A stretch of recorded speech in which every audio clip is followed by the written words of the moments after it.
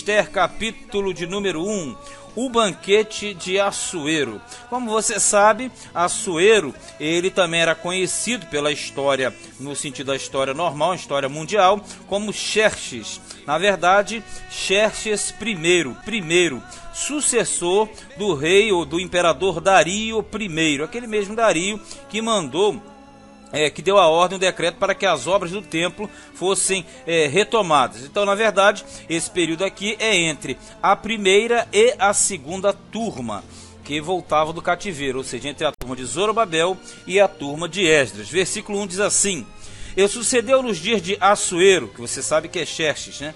Este é aquele Assuero que reinou desde a Índia até a Etiópia, sobre 127 províncias. Aqui é um relato do domínio dele. Isso aqui você, com o mapa, você consegue identificar bem. Na verdade, todo o domínio de Assuero foi justamente da Índia até a Etiópia. Outros impérios alcançaram maiores dimensões geográficas. E era dividido em 127 províncias. Só que, na verdade, cada província aqui relatada, na verdade, era um reino conquistado pelos imperadores que o sucederam, que o antecederam, melhor dizendo.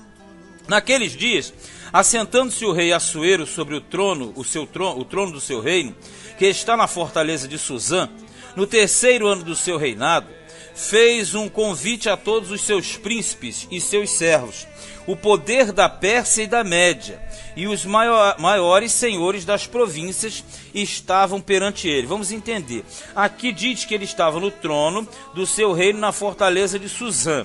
Nós sabemos que várias capitais eram ocupadas por esses imperadores. Então, na verdade, Suzã era uma das capitais do Império Persa.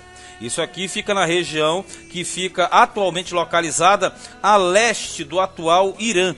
E naquela ocasião era pertencente ao reino de Elão.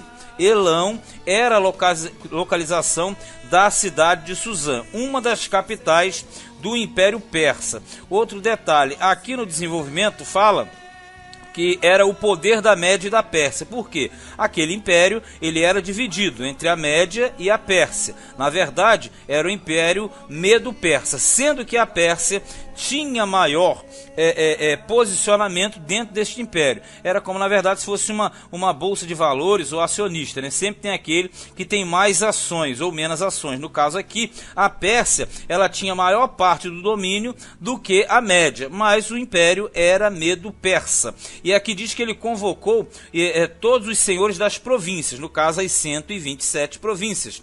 4. Para mostrar as riquezas da glória do seu reino e o esplendor da sua excelente grandeza, por muitos dias, a saber, 180 dias. Então, na verdade, ele fez um grande banquete, reuniu os grandes, os maiorais. Aqui é o ano terceiro do seu reinado, então automaticamente por volta de 483 a.C., mais ou menos aí. Deve ter aquela oscilação, dependendo de estudo para estudo. Então ele faz aquele grande banquete com vida de duração de 180 dias. E acabados aqueles dias, fez o rei um convite a todo o povo que se achou na fortaleza de Suzã, desde o maior até o menor, por 7 dias, no pátio do jardim do Palácio Real. Vamos lá. Então aqui tem início uma grande prefiguração bíblica. Porque, na verdade, o rei Assuero aqui, ele é como se fosse o maioral do mundo, soberano do mundo. Então ele tem uma prefiguração direta de Deus. Uma prefiguração do grande monarca. Então é como se aqui fosse Jesus no milênio, esta é a grande aplicação, reinando sobre todas as províncias do mundo. Então aí você começa a ter uma visão objetiva a respeito da aplicação do livro. Então ele faz um grande banquete. No final desse período, ele faz uma comemoração por 7 dias no palácio, no jardim do Palácio Real. 6. As tapeçarias eram de pano branco, verde e azul celeste, pendentes de cordões de linho fino e púrpura, e argolas de prata e colunas de mármore, e os leitos eram de ouro e de prata, sobre um pavimento de pórfiro. Pórfiro é uma pedra, um tipo de mármore. E de mármore, e de alabastro. Alabastro também é um tipo de pedra, um tipo de mármore. E de pedras preciosas. Então aqui está falando a respeito da ornamentação, do material utilizado na preparação desta grande festa, desse grande banquete, desse grande evento. 7. E dava-se a beber em vasos de ouro, e os vasos eram diferentes uns dos outros, quer dizer, eram trabalhados de forma a serem obras distintas, não eram obras semelhantes, como se fossem em série, eram obras distintas, porém em ouro. E havia muito vinho real, segundo o estado do rei. Quando falo estado do rei, quer dizer a disposição do sistema, do estado do rei. E o beber era, por lei, feito sem que ninguém forçasse a outro, porque assim o tinha ordenado o rei expressamente a todos os grandes da sua casa, que fizessem conforme a vontade de cada um. Porque geralmente os imperadores não deixavam opção. Sempre que você ia a um banquete, a uma festa real, não tinha como evitar o comer e o beber. Todos eram obrigados a beberem e a comerem daquilo que fosse colocado na mesa. Por quê? Caso isso não acontecesse, era considerado uma grande afronta, uma desfeita, não é? Então, no caso, era comum que fosse obrigado a beber o vinho, comer e etc. Aqui não. Assuero, ele dá uma liberdade. O vinho estava posto, mas cada um bebia se quisesse beber. Era facultativo, a pessoa escolhia. Aqui ele diz claramente, ninguém podia ser forçado. 9. Também a rainha Vaste fez um banquete para as mulheres da casa real do rei Assuero. Então, na verdade, veja bem, o rei Assuero, você sabe, ele prefigura Deus. Mais à frente, Jesus no milênio. Mas vamos ficar por hora com Deus. Então, ele prefigurando Deus, você veja que ele convoca todos os seus subordinados, todos os chefes de província, faz uma grande festa, mostrando todo o seu poder, ok?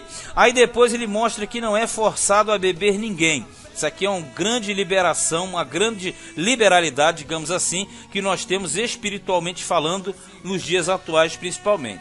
E ali no finalzinho mostra que a esposa dele, a Vaste, fez um banquete paralelo para as mulheres da casa real do rei Assuero. Quer dizer, enquanto ele fez uma festa para os homens, para os grandes, a mulher fez uma festa para as mulheres. Outra coisa, aqui você tem uma aplicação direta. Por quê? Se Assuero ele representa Deus, a esposa dele é Vaste. E Vaste, na verdade, simboliza Israel. Porque você tem que lembrar que nós estamos no período do cativeiro, e o cativeiro aconteceu justamente porque Israel, que era a esposa de Deus, não se comportou dignamente perante seu marido, compreende? Por isso que eles foram arremessados no cativeiro. Versículo 10. E ao 7º dia, estando já o coração do rei alegre do vinho, mandou a Meumã e a Bista e Arbona e Bigtá e Abigtá e Zetar e Carcas, os 7 eunucos que serviam na presença do rei Assuero, que introduzissem na presença do rei a rainha Vaste com a coroa real, para mostrar aos povos e aos príncipes a sua formosura, porque era formosa à vista. Vamos entender, tudo aqui gira em torno do 7, já percebeu? 7 dias de festa, aí ao 7º dia ele manda o Meumã, que na verdade era o chefe ali de todos os eunucos, aqui também fala 7 eunucos, e ele na verdade dá ordem que se introduzisse a rainha Vaste para que ela se apresentasse para os dominantes da terra que estavam subordinados a Assuero, no caso Xerxes I. Então o que acontece aqui, você vai entender que ela sendo forçada a entrar na presença daqueles convidados, ela não vai. E o que vai acontecer é que ela vai ser deposta por causa disso. Olha no 12. Porém a rainha Vaste recusou vir conforme a palavra do rei, pela mão dos eunucos, pelo que o rei muito se enfureceu e ardeu nele a sua ira. Vamos entender. Ela tinha que entrar porque era uma ordem expressa do rei. Só que ela se recusou. Há quem diga, e há estudos por aí, que você aprende hora ou outra, que diz que na verdade ele queria que ela entrasse para se apresentar, fizesse um show, um striptease, umas danças sensuais, aquelas questões orientais que você sabe por aí. Contudo, aqui na Bíblia não afirma isso. Mas, sendo dessa forma ou de outra, a verdade é que o rei Assuero queria que ela se apresentasse. Voltemos para a nossa aplicação inicial.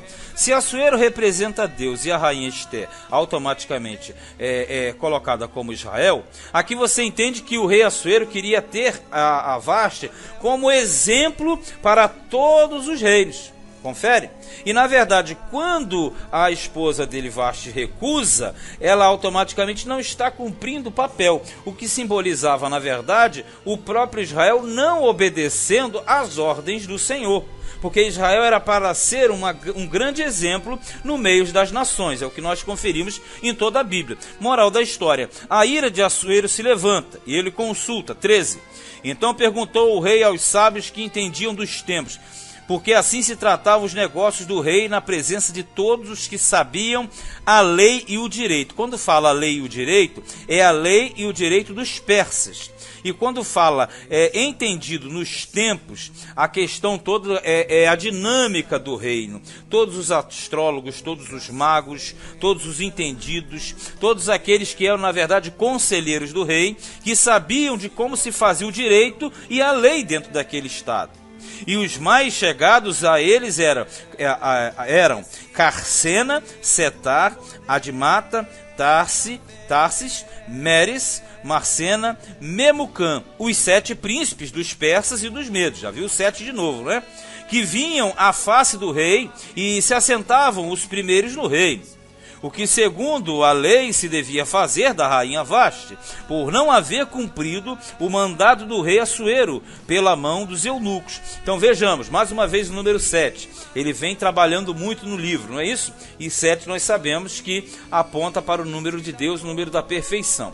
Então, na verdade, ele sendo desprezado por Vasti, porque ela não quis se apresentar perante os convidados de Assuero, automaticamente ele introduziu ali os sábios, os conselheiros, os grandes, na totalidade de 7, para que eles dessem um conselho a respeito do que se deveria fazer.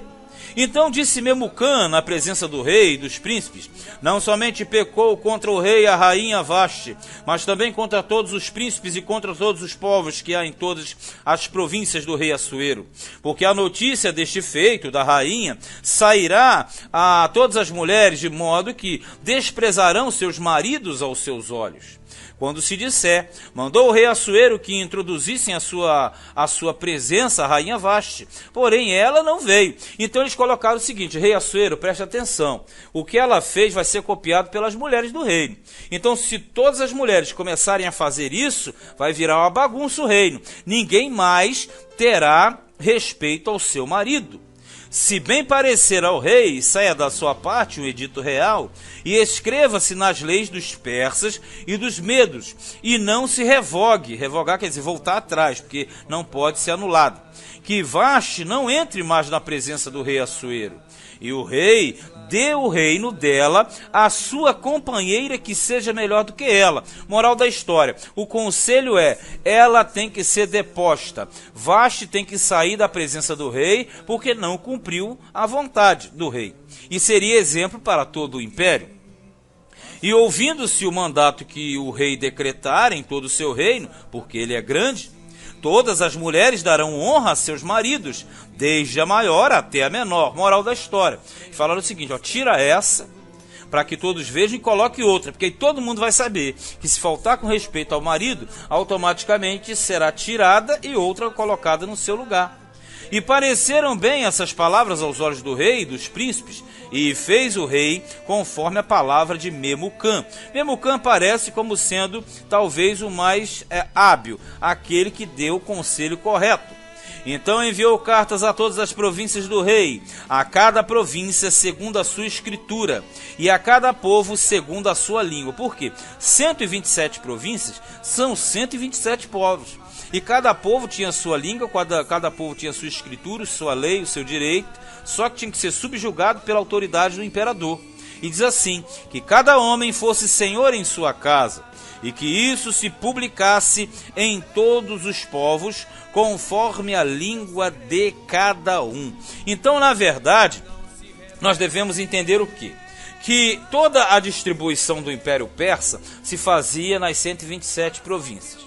E que aqui, na verdade, o rei Assuero, que tem uma tipologia de Deus, e mais à frente até mesmo de Jesus, mas aqui é de Deus, e tem a Vasti como sendo o exemplo de Israel, E quando ela não se apresentou, ela representa Israel não se apresentando para o mundo. Moral da história, ele tira a Vasti, onde vai ser a entrada de Esther, porque Esther, na verdade, ela vai simbolizar a igreja que entra em substituição ao ministério antigo de Israel. Mas esse primeiro capítulo mostrou a grandeza de Assuero, um imperador, que é um rei no caso, mas é um imperador também, porque ele domina sobre todas aquelas províncias, e aqui seria um momento crucial para o povo de Deus, porque um grande extermínio estava planejado para os judeus, e através dessa história nós entendemos o agir de Deus para introduzir